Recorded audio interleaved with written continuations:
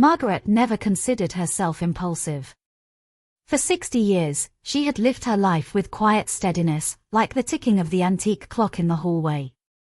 She woke early, watered the plants, prepared breakfast, and folded Edward's jumpers with precision only habit could teach. But something shifted the morning she turned 60. The day began with drizzle outside and silence inside. Edward had left early for a historical society meeting, leaving only a note by the kettle. Margaret read it without emotion. He always left notes. Never a kiss goodbye, not even on birthdays. She poured her tea and sat at the kitchen table, placing the steaming cup beside her collection of gardening magazines. But it was not gardening she opened today. Her fingers, out of muscle memory, reached for the clipping, a page she had torn from a food magazine 2 months earlier. There it was. Again. A photograph of the cake. Delicate, pale green layers of pistachio sponge, rosewater cream, and a flawless white chocolate glaze. It was elegant, almost too perfect, like something one should admire but not touch. It came from a patisserie in Notting Hill. A Michelin place. Expensive, yes, but not outrageous. 1 slice. That was all. For a reason she could not name, Margaret folded the clipping and slipped it into her coat pocket. Later that afternoon, she walked through the village to the corner shop. She nodded at Mrs. Longworth, who was rearranging oranges again, and smiled politely at a young mother with twins. At the till, she paused. A train ticket. Oxford to London. Just to look around, she told herself. Not for the cake. When she returned home, Edward was already back. He had not noticed she was gone. He never asked. Margaret boiled the kettle again and stared at the folded paper in her coat. The kitchen was clean, the clock ticked on, and her life waited in its usual place. But something had already shifted, quiet and certain. And in her pocket, the cake waited too. The station was colder than Margaret remembered. Wind slipped between the columns like something alive, tugging at scarves and newspapers and hesitation. She clutched her ticket with both hands, her fingers red from the chill. It had been years since she took the train alone. Margaret found a seat on the platform and watched people pass. Young couples with oversized luggage. Businessmen with coffee cups. Girls in coats far too thin for February. No one looked up. She was invisible, and oddly, she did not mind. The train arrived with a low sigh. She boarded quietly, choosing a window seat near the end of the carriage. As fields gave way to towns, and towns blurred into city streets, she allowed herself to open her coat pocket. The clipping was still there. Soft around the edges now, from being handled too much. She smoothed it flat on her lap, her eyes drawn again to the description beneath the image. Pistachio, rose, white chocolate. A dessert created like a symphony. When the train pulled into Paddington, Margaret hesitated before stepping off. But the platform was already emptying. There was no time to change her mind. London smelled of wet stone and baked bread. A strange combination, but oddly comforting. She walked without hurry, following the signs until she reached the Underground, and then onto Notting Hill. It had been so long since she moved through the city without a destination someone else had chosen for her. It was mid-afternoon when she arrived at the patisserie. The shop front was smaller than she had imagined, pale blue and gold lettering on the windows. The queue inside was short, but every person seemed to know exactly what they were here for. Margaret stepped in and waited. The warmth of the shop curled around her shoulders like a shawl. Behind the counter, a young woman with dark curls greeted each customer by name. The air smelled of vanilla and something floral. When it was her turn, the girl smiled. "Anything I can get for you?" Margaret hesitated. She had rehearsed this in her head. She knew the name of the cake. She had memorized the spelling. But when she opened her mouth, the words stuck. "Just a slice of that one," she said, pointing to the glass display. The girl leaned forward. The Persian garden. Excellent choice. A minute later, it was hers. A slice, wrapped gently in a box tied with ribbon. She held it as if it were glass, stepping carefully outside into the street once more. She did not eat it straight away. Instead, she walked past bookshops and florists and silent townhouses with ivy curling over the gates. She found a bench near a quiet corner garden and sat down. The wind had softened, and the city, for a brief moment, felt like it had opened just for her. She placed the box beside her and exhaled. For the first time in years, Margaret felt like she had claimed something, not for Edward, not for the children, not to be useful or polite. Just for herself. And for a slice of cake. The bench was cold beneath her, but Margaret did not mind. The box sat unopened beside her, ribbon intact. She traced the grooves in the wooden seat with one hand, her other still resting in her lap. A breeze carried petals from somewhere nearby, soft and fleeting. Then she heard the click. Not loud, but sharp enough to catch her attention. She turned her head. A young man stood across the path, camera raised, frozen mid-movement. He looked almost embarrassed, lowering it as their eyes met. "Sorry," he said quickly, stepping forward. "I did not mean to intrude." "You just looked peaceful." Margaret raised an eyebrow. "Do I?" He gave a half smile, brushing hair from his forehead. His coat was worn, and there was a smudge of ink on his thumb. "Photographer," he said, as if that explained everything. "Or trying to be." Margaret looked at him properly now. Early 30s, perhaps. Too young to understand anything about stillness. But there was a gentleness in the way he stood, like he did not want to take up too much space.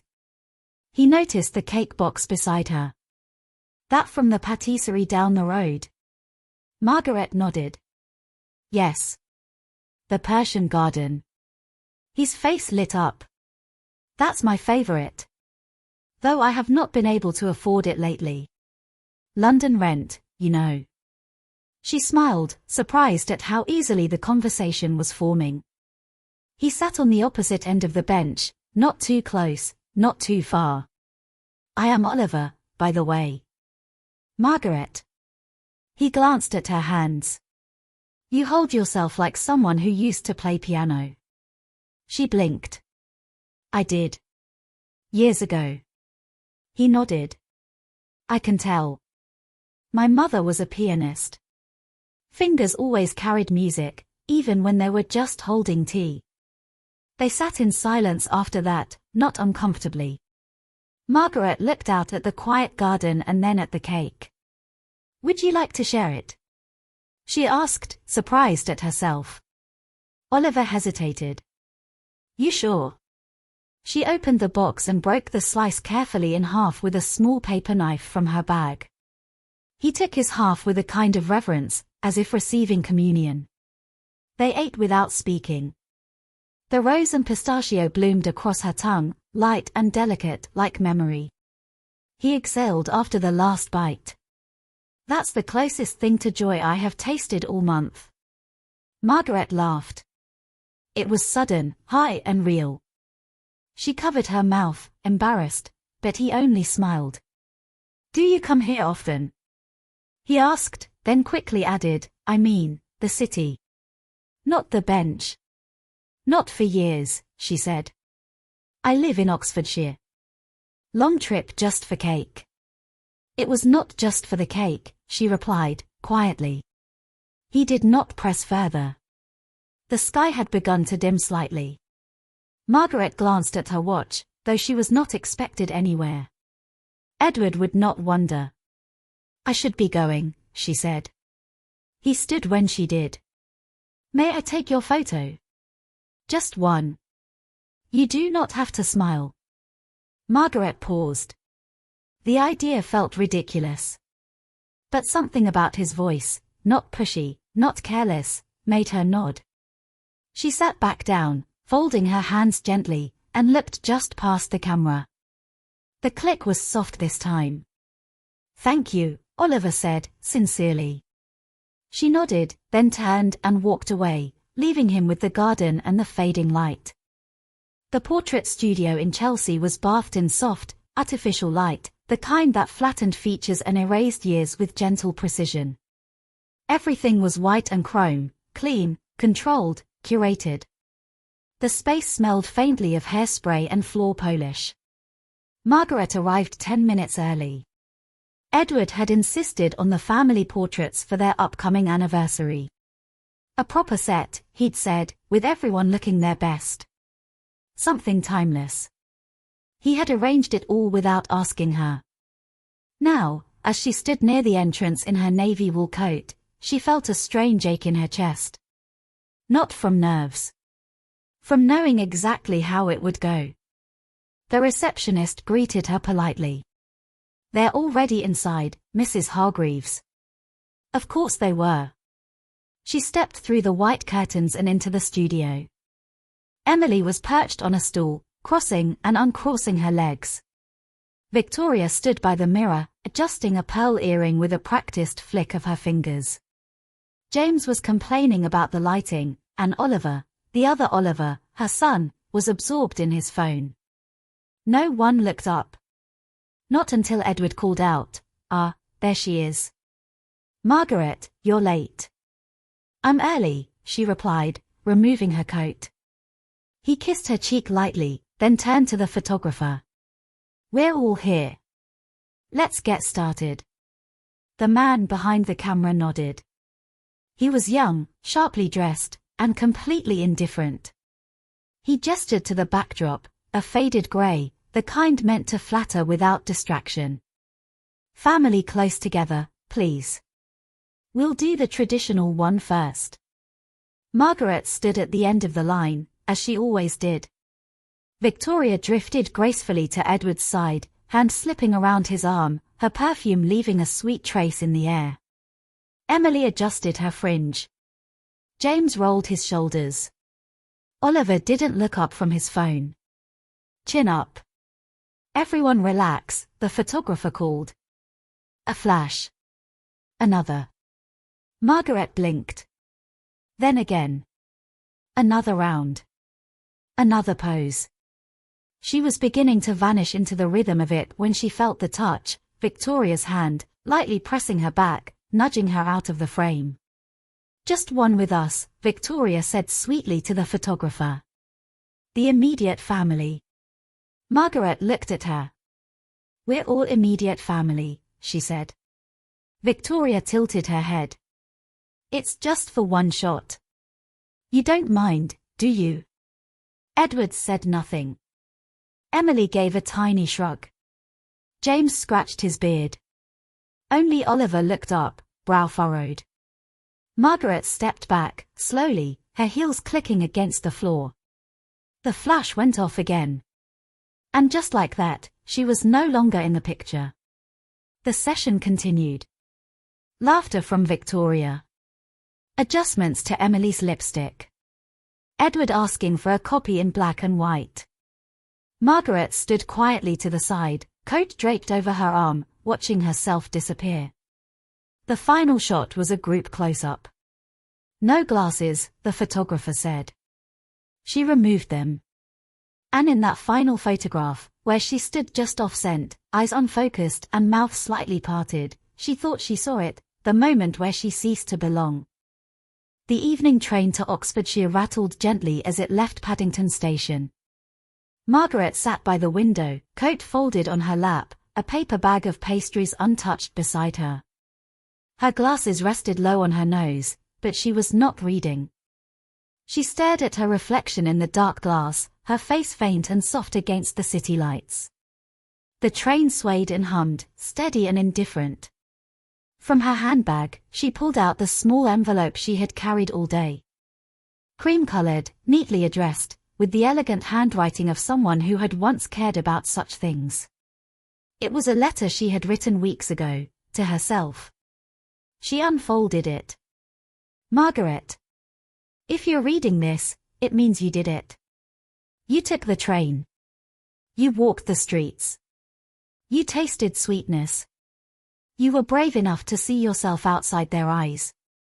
Now the question is not whether they see you, but whether you see yourself.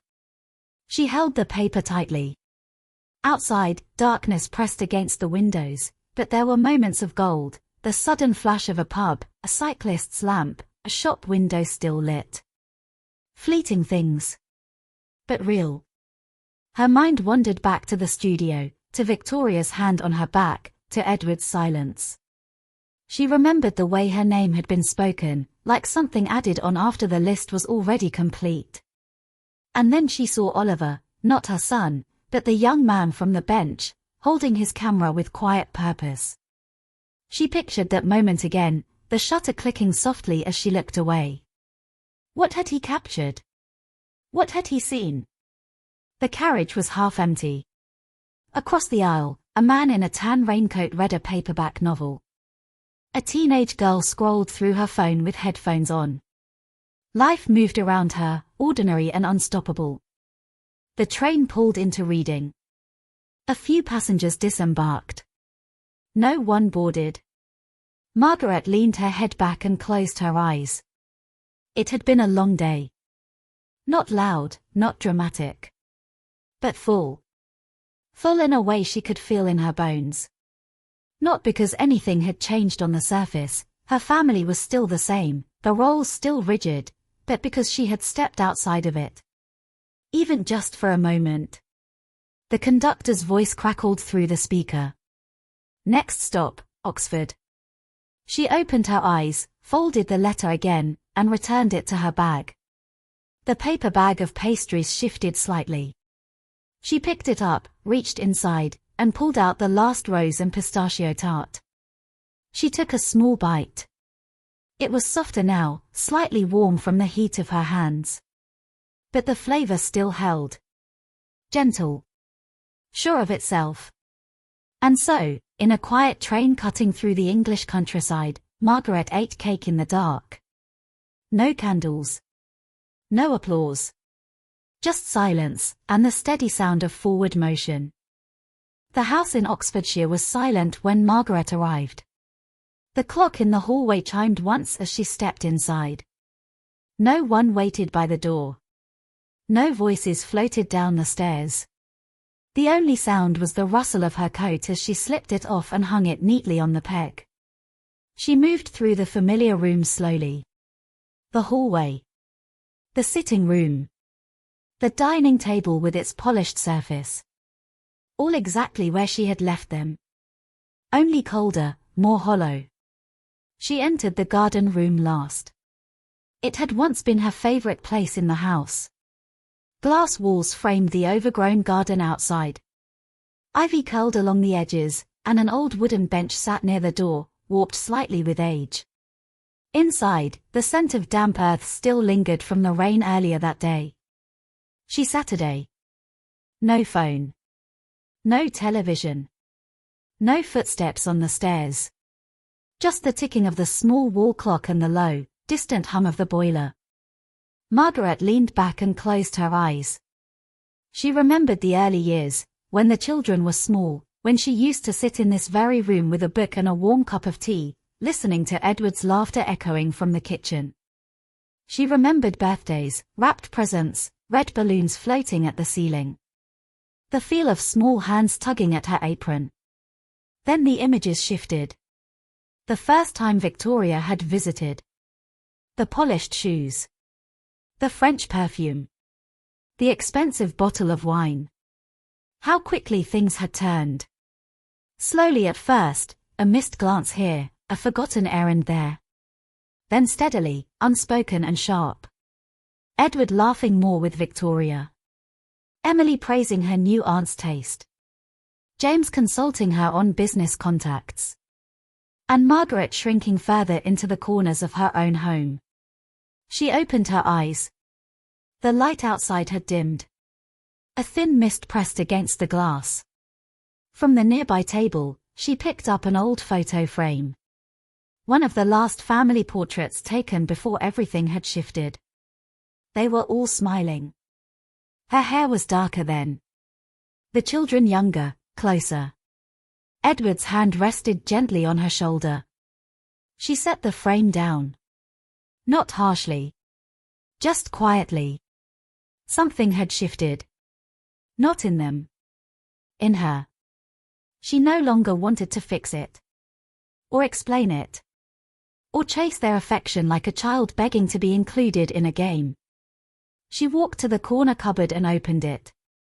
Inside were folded throws, some old candles, and an old leather-bound notebook. She took it. A gift from years ago, never used. The pages were blank, slightly yellowed. She returned to the chair, notebook in her lap. And she began to write. Not a letter. Not a journal. But something of her own. The pen moved slowly, but steadily.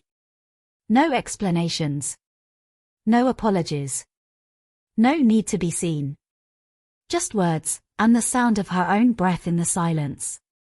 It was Sunday morning, and the kitchen smelled of burnt toast.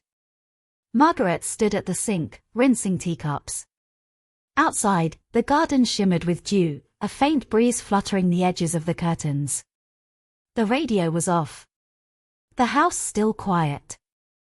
Then, the front door opened. Voices. A sharp heel on tile. A handbag set down. Margaret. Emily's voice, too casual. We've just popped round. Margaret didn't answer. She dried her hands on a tea towel and turned as Emily walked in, followed by James and Victoria, carrying a box of pastries. We thought we'd bring breakfast, James said, smiling as he set the box on the table. From that little place near Paddington. Margaret looked at it, a white box, tied with ribbon. But not from the patisserie in Notting Hill. Not the one she had asked for. Not the one she had walked to alone. Still, she nodded. Lovely, she said. Victoria wandered over to the window. Edward said he might drive up later. If his meeting ends on time. Margaret opened the fridge. There's milk, if anyone wants tea. They sat at the table. Unwrapping pastries. Pouring tea. Talking about work and weekend traffic. The ticking clock and the scraping of forks on china filled the pauses. No one asked how her week had been. No one mentioned the photograph. Or the tart. James reached for a croissant, glanced at the plate of cut fruit she had prepared. You didn't have to go to the trouble, Mum. No trouble, she replied. Victoria took a sip of tea. Have you thought about redoing the garden? It's looking a bit wild. Margaret looked outside. The ivy curled freely along the fence, the grass long and soft, yellow irises blooming where they hadn't in years. I like it that way. Emily tilted her head. You sure? We could help you redesign it. Something cleaner. Margaret stood up, collecting plates. No, thank you. She carried the dishes to the sink and turned on the tap. Water ran. The soft sound of porcelain against porcelain. Behind her, Victoria murmured something. A whisper, followed by a chuckle. James responded with a short laugh. She kept washing. In her peripheral vision, she saw a hand place a fork on the counter. Then another plate. And then, unexpectedly, Emily appeared beside her. Silent. Taking a towel, drying a cup without being asked. For a long moment, neither of them spoke. Then Emily said, Dad told us you've been distant. Margaret didn't turn. Have I? He thinks something's changed. Margaret dried her hands. Things do. Emily looked down. It's just, sometimes it's hard to tell when you're upset. You don't say much anymore. Margaret folded the towel. I used to. Emily hesitated, then placed the cup on the rack and left the room without another word. Margaret remained where she was. She looked out the window again. The garden glistened in the morning light. The bench was still there. The earth still damp. Somewhere in the hallway, Victoria laughed again. But Margaret stayed by the sink, her fingers damp, her mind elsewhere, on the page she had written the night before. On the silence that had finally become her own. It was a Tuesday afternoon when Edward returned. The garden was unusually still, the sky a soft grey. He parked the car, stepped out, and stood for a moment, briefcase in hand, staring at the house. The window in the garden room was slightly open. He found Margaret in the kitchen. She was arranging something on a plate. Small, delicate. A slice of cake, lemon and elderflower, carefully cut, placed on a china dish with a silver fork. The same cake from that patisserie in Notting Hill. The one no one had brought. The one she had fetched herself. Edward cleared his throat. I didn't know you'd be home. Margaret looked up. I live here. He shifted. I meant, never mind. There was a pause. Then he stepped closer. The children said you've been quiet. I'm not angry, Margaret said softly. I've just stopped speaking where I'm not heard. He nodded slowly, as if understanding something too late. Victoria suggested a dinner, he said, to talk. All of us. Margaret didn't answer. She placed the cake on a small tray, added a linen napkin, and turned towards the garden room. Margaret. I'll be outside. She left the kitchen, the tray balanced in her hands. The garden was quiet. She walked past the roses, past the trimmed hedges James had once joked were out of fashion, and into the green. She placed the tray on the wooden bench. Saturday. Then lifted the fork and took a bite. It was tart, soft, and floral. Light, but memorable. She chewed slowly, letting the taste linger. She closed her eyes. The wind rustled through the ivy. Somewhere in the distance, the faint song of a blackbird. She placed the fork down. It had been so long since she'd eaten something just for herself. Not shared. Not offered. Not arranged to please someone else. She sat a while longer. Then, from the corner of her eye, movement. Emily. She stood by the edge of the garden, hesitant. No words, just watching. Then, quietly, she approached. She didn't speak, only sat beside Margaret. After a few seconds, she said, "Did you save me a bite?" Margaret handed her the fork. They sat in silence as Emily took a small piece. The breeze lifted their hair. The garden was alive again. The last rays of sun touched the ivy-covered wall. Neither of them looked at the house behind them.